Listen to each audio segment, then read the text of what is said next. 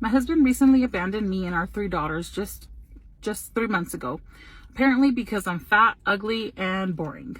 And while I may not be all those 3 things, maybe I'm 2, but definitely not the 3. I realized as a counselor in practice and now in the social work field that sometimes the people that are there to help us are going through something, are broken themselves.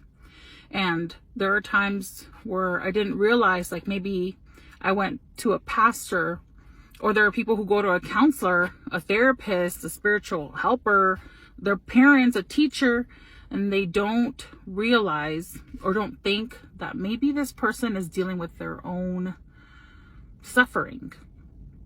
I don't think you ever sit in front of a therapist and think like, I wonder if they're broken. I wonder if they're going through some suffering or grief.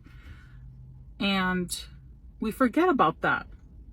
And I think now that I'm in this position, I think maybe the person that I'm going to seek out to help me could be going through the same, or maybe even worse than what I'm going through. But the only way out of this, the only person that can really help me is God. Yes, social workers are amazing, teachers are amazing, therapists are amazing, and they serve a purpose. But you're never going to go to God and God say, you know what, I'm too broken to help you with this. Or God's never going to have a bias in his mind because of past trauma. Or God is not going to say, you know what, I'm dealing with a lot of grief. Maybe I can't help you today. Or, he's just never going to be too broken to help you. God is not broken at all. And he's the only person that we can truly go to that's never going to have a bias, that's never going to reject us, that's never going to be too tired, too overwhelmed, too stressed, too sad to be there for us. And as humans, we fall into overwhelm, we fall into sadness, and God doesn't. God is always going to be there to hear us, and he's going to be the person to give us the best advice, to guide us. No human can guide our lives like Jesus can. And when my husband left, I made a decision, like, what am I going to do? How am I going to cope through this? Do I need therapy? I mean, as a counselor, do I need therapy? I know what to do. I have coping skills, but the one person that's going to get me and my kids through this is God. And I'm super thankful about that. And I just hope that the people that I'm serving as a social worker, as a counselor, never think that I am like above suffering, because I'm not. I grew up having a lot of comments around my appearance, my nose, other features of my face, other features of my body. And so I was very insecure about my appearance for a very long time. And then, thank the Lord, I started liking myself. And then you get these comments, right, concerning my face and my features and other things. And so I had to sit down and say, okay, God, what is going on here? What is this? What's happening here? I feel like God just clocked me and said, Ish, I think you need to sit down, because this is bigger than what you are making it, or this is more serious than what it could be. Yes, people are mean. Yes, you can ignore them and stuff like that. But it identified for me, it helped me identify a bigger problem or a bigger concern. And I think it's a concern that we should all have. And what do I mean by this? I think that it's very easy, and I've been guilty of this. I think it's very easy to, especially in this world of social media, to look at people's videos and posts and stuff like that, and respond with derogatory remarks, or even if you don't, some of us don't even post it, but we'll think it and do that, and not respond, or we just laugh on our own. But I was reminded of the scripture about how we were woven together in our mother's womb, right? And the fact that God saw us even before we were created. Like he's the one who knit us together. And so that tells me that every intricate detail of even my features was something that God put thought and time into, right, to create, and not just mine, but every single living person on this earth. He did that.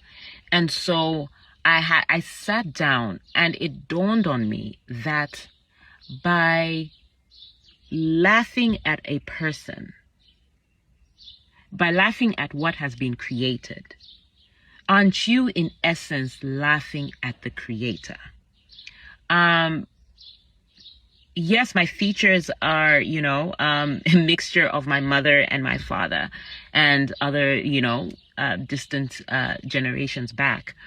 And so I carry their features because they are my blood. But again, God was the one who orchestrated the fact that I'll get my father's nose and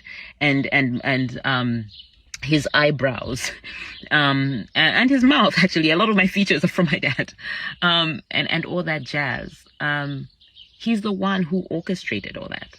And so if anyone were to have an issue with that, it comforted me, in the sense that it's not a issue around, like, you don't have an issue with me. You have an issue with God who created me. This one here is going to sound nuts, but the hardest, people that get it the hardest in life are ugly people. You can do anything. You can be the best in whatever. If you're ugly, it's done for you. The way people are just going to walk all over you. Like, it's actually sad. Let me just give you a scenario, yeah? So, one of my friends, he's so funny. He's the hardest. He's the best in everything.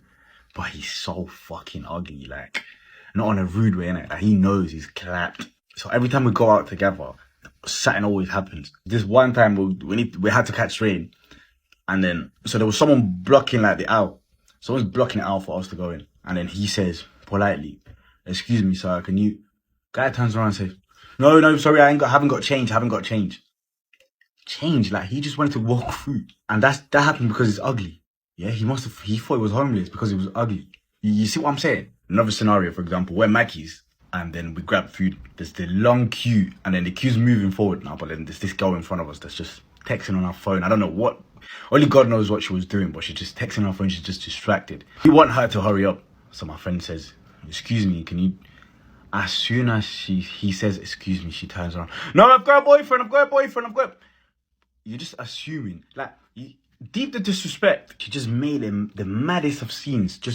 And then in my head I was just thinking, wait. Did he, like, make you feel uncomfortable or something? What? Because he said, "Excuse me." But then I just deeped and I came to the realization that it's just ugly. But do you know what's funny? It's always the ugly ones that mock other ugly people. I just found out I'm the face of, like, ugly girls on, like, for UK TikTokers. Apparently, that's what people were saying. That's why they use my face in the video. Hi, my name is Antonia, and I'm known as Anto's Corner on social media. And I was brutally dragged by society because they said I'm an unattractive girl that goes to uni. But I just want to tell you guys that it made me stronger, and I'm not going to stop posting videos because of that. Being an ugly woman doesn't break you. It reveals the world to you. From a young age, you start noticing how different people treat women based on how they look. Who gets kindness, who gets attention, and who gets ignored. When you don't fit the beauty standard, the difference is impossible to miss. Pretty privilege is real. People are more patient, more helpful, and more forgiving when they find you attractive. But when you are labeled ugly, you experience the opposite. Conversations end faster, compliments are rare, and sometimes you are treated like you are invisible, as if your presence doesn't deserve acknowledgement. Being invisible changes you. You stop expecting validation from the outside because it rarely comes. Instead, you are forced to build something deeper: your personality, your intelligence, your sense of self. And the confidence you develop isn't based on how you look, but on who you are when no one is applauding. Over time, you begin to question the word ugly itself. You realize it's not a fact, but a label created by narrow beauty standards that change with time, culture, and trends. What's considered ugly today could be admired tomorrow. So if the standards keep changing, why should your worth stay tied to it? Being an ugly woman teaches you empathy. You notice how people are treated when they are not desirable, not popular, not chosen. It opens your eyes to how shallow and unfair the world can be, but it also shows you how strong you can become without external validation. Please do well to subscribe, like, comment, and share. For my ugly slash conventionally unattractive girls, I have a question. How do you find the confidence to keep being yourself and keep being you, day to day, despite everything you see in the media and like around you in life in general? I feel like my self-confidence, especially since I've moved here, keeps wavering. Some days I'm like, oh, I like myself, but then other days I'm like, oh, I don't really like the way I look. And I'm getting very tired of this. I'm getting tired of the way my brain is trying to make me feel. I turn 25 next month. 25 years is too many years to feel this way about myself. I feel like I've had enough. And whilst I feel like I don't care about what people, perceive me or what they think of me, I feel like it's me, myself, and how I see my reflection that's just been affecting me. And I've been doing things to change that, but I feel like I can be doing a lot more. I think another thing is that I feel as if I wait for permission to do certain things. I don't know if it's a youngest Nigerian child thing, but I feel like that's also holding me back a lot. Like, I've been not super attractive for 25 years now. I just feel like my brain should be, used to it and not keep telling me things about myself. But it still does. I'm trying to get it to stop. And I know therapy would most likely help me, but I cannot afford that right now. I'm going to a day party tomorrow, and at first I was kind of excited, but now I'm just dreading it because I just know how I'll start to think and how I will start to feel. I guess what I'm trying to say is that I'm tired of this. I just want to change here. If someone can take out my brain and do some little surgeries and then put it back, that'll be good. Or you can take out my eyeballs and I can put other eyeballs that I can see myself. So hopefully that will change the way I perceive myself. Either way, I want to really focus this next year on changing myself and bettering myself. I don't know if I should document that. And also, before anyone comments, oh, but you're not, you don't look, this video is not for that. I just wanted to yap and get this off my chest. One of the most haunting things about being an ugly girl in corporate spaces or just workspaces in general is when I was so welcome to be part of the labor, but never welcome to be part of the face, part of the pride, right? Part of what was to be shown off. And this happened a lot in anywhere that you could imagine showing up doing labor, whether that's in a relationship, but mostly I'm talking about in the context of work. Being an ugly corporate girl was absolutely horrendous, especially in this body, right? Because I'm a black girl and I'm a big girl. So whenever I said things that were, when I was being passionate, it always came off as me having an attitude. People had no idea, no problem taking my ideas, but they had all the problem in the world with giving me the credit for them, letting me be the face of it, letting me be the pilot of it. And a lot of times what was manipulative about that was that they gave me the idea that I would be. It would be, because once you close this, that's going to set you up for X, Y, Z. Kind of like dangling a carrot in front of me. However, much like the relationships that I was in prior with men and women, the people that I was with had no intention on being committed to me or me being of mutual benefit to my labor. And that's why I make a lot of these videos, because a lot of y'all don't understand that being in that uglified category makes you essentially the prey to a very predatory concept. And the only reason you would have any dispute in my comments is because you just don't want the information getting out, which is very sus. So if you are navigating this space, if you've been uglified, because there's a difference between believing that you are ugly yourself and being uglified, because being uglified is something that happens to you in the context of the social paradigm, and believing you are ugly is completely different. The fear of looking ugly will ruin your life and steal your joy. One of the most common questions that I ever get is, how did you become so confident? And the truth is that it's not necessarily that there's anything that I've done, but it's just that I'm very comfortable with being ugly. I don't base, my value in beauty and other people's opinions of it. I know that I'm a good person and I have value regardless of what I look like at the time. One of the most impactful things in my young life was whenever I was in high school, I had a best friend who was very, very beautiful. But when someone would take a bad picture of her, instead of being like, ew, delete that, she would say, oh my God, that is so funny. Send that to me immediately. I'm going to make it my profile picture. And then she would. And something about seeing someone so comfortable in not having to perform beauty, it changed my life. If I had one piece of advice that I could pass on, especially to young people these days, it would be to get more comfortable with the ugly parts of yourself. It makes life more fun and worth living. If you are ugly, that's okay. Yeah, I said it.